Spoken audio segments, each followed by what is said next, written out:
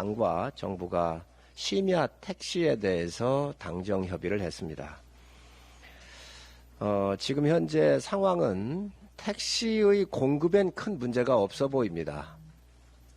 단지 이 많은 충분한 택시가 있음에도 불구하고 요금에 대한 차등적 적용이 되지 않아서 근무하기가 어려운 심야에 근무를 택시기사님들이 기피하고 있는 이런 문제를 해결하는 게 우선 급하다는 말씀을 드렸고요.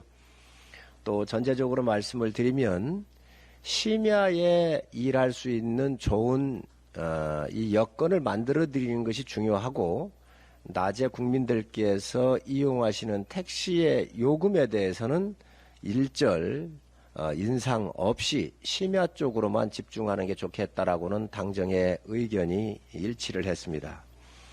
그래서 이러한 부분들에 대해서 해결책으로 두 가지를 당과 정부는 의견의 일치가 있었습니다. 첫 번째로는 규제를 완화해야 되겠다는 부분에 하나 문제가 있고요. 두 번째로는 요금을 심야 시간에 조정을 해야 이 택시에 대한 심야 택시에 대한 문제가 해결되겠다라고 하는 의견의 일치를 보았습니다. 그래서 두 가지, 약 한 세 가지 정도를 당에서 요청을 했습니다. 첫 번째로는 이 규제를 개혁을 하지 아니하면 심야에 이 문제를 해결할 수 없겠구나, 이런 의견이 있어서 우선 택시 부재 해제 추진을 요청을 했습니다. 그래서 정부는 이 부분에 대해서 적극적으로 검토를 하기로 했습니다. 또 규제적인 측면에서 불합리한 규제를 좀 개선하자 그랬습니다. 예를 든다고 한다면 취업 절차가 굉장히 까다롭습니다. 그래서 이 기사님들에 대한 취업 절차에 대한 간소화를 추진을 하고, 또 차고지와 또 밤샘 주차를 좀 유연하게 해 주어야 택시 문제가 해결하겠다, 이렇게 결론을 냈습니다. 그래서 이 부분에 대한 요구를 했습니다.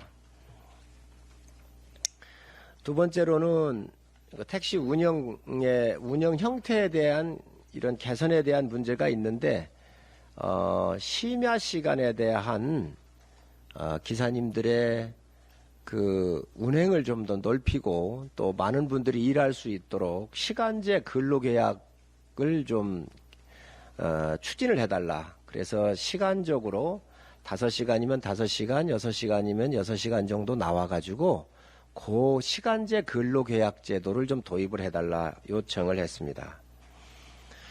그리고 모빌리티 시대에 맞는 택시 서비스 활성화를 위해서 이 부분은 요금과 관련되는 부분입니다. 그래서 심야 탄력 호출료를 확대를 할 수밖에 없다는 이 부분에 당과 또 정부가 일치를 했습니다. 그래서 심야 호출료에 대해서 인상이 불가피할 것 같습니다. 그래서 심야에 운행하시는 분들에 대한 보상이 이 호출료로서 있어야 되겠다는 말씀을 드리고, 또 이러한 호출료에 대한 이 혜택은 기사님들한테 가야 된다. 플랫폼 회사보다는 기사님들한테 돌아갈 수 있도록 정책적 배려가 있어야 된다라고 하는데 결론에 이르렀습니다.